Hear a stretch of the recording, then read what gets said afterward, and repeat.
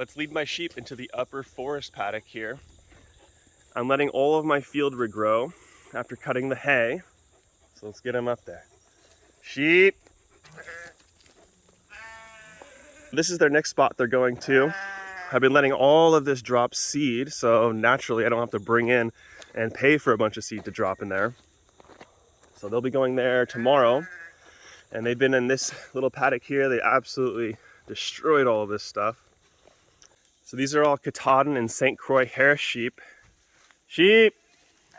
The reason this is possible is they're fairly easy to manage. I can run them all on this 2-line electric system. You might see I've got an American black belly right there. That sheep, that breed, there's also the Barbados black belly.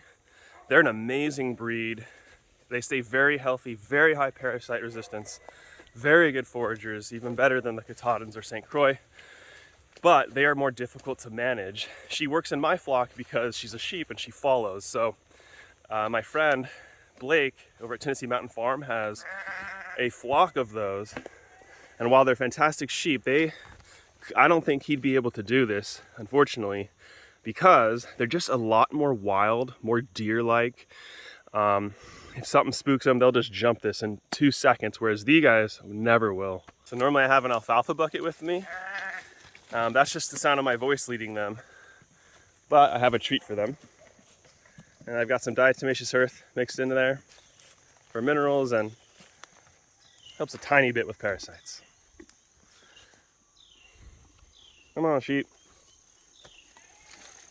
Oh, we got a straggler down there. The babies. Oh, we got Ram, we got a mom. Come on, sheep. And all you do, I just have a big piece of plywood that I dump on top of the 2-wire so that they can cross.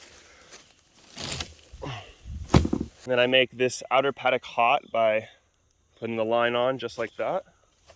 And now they're in this super protected area. So they spent all day yesterday in here. And let's take a quick look at what they're eating in here. This is actually, I think it's a cherry tree, which is dangerous for sheep and ruminants, but not when they're still green. If the plant is dying and those leaves are wilting, that's when they can get, I forgot if it's cyanide or arsenic, but that's what's in those leaves. So you'll notice there is a lot of this stuff. It's called pokeberry, which you can make poke salad from, but you have to boil and dump the water 3 times before you can eat it.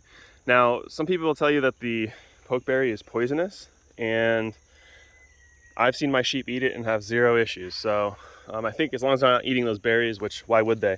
So one of the keys to keeping them out of poisonous plants is just to not let them be in a paddock too long. So this is the final day I'll have them in here because I see so many other good plants like this one, which I think is going to become a black gum tree.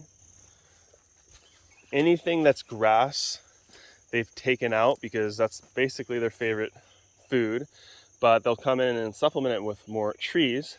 The maple tree is not their favorite. Tulip poplar in my woods, that's one of their favorites. This is the tulip poplar leaf, and you'll notice on this plant, look at that, they ate all down there.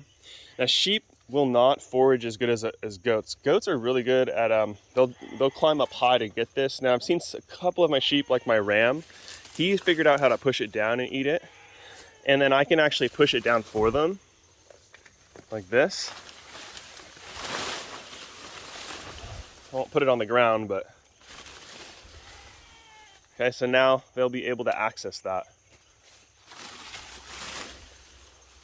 And then that's a full-grown tulip poplar right there.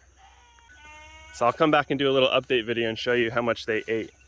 Another cherry, they liked that. This is a cherry tree. So I'll come in here and I'll chop this out so that it's just not even in my woods at all.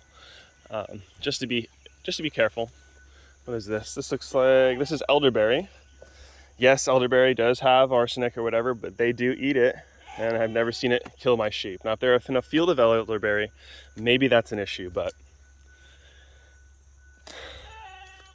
yeah, they're going for, I forgot what weed this is, but they like that one. So they eat all sorts of stuff. The stilt grass, they really work the edges. Anywhere there's grass is all Bermuda here. And that's it, guys. Be sure to like and follow, and let me know if you have any questions in the comments.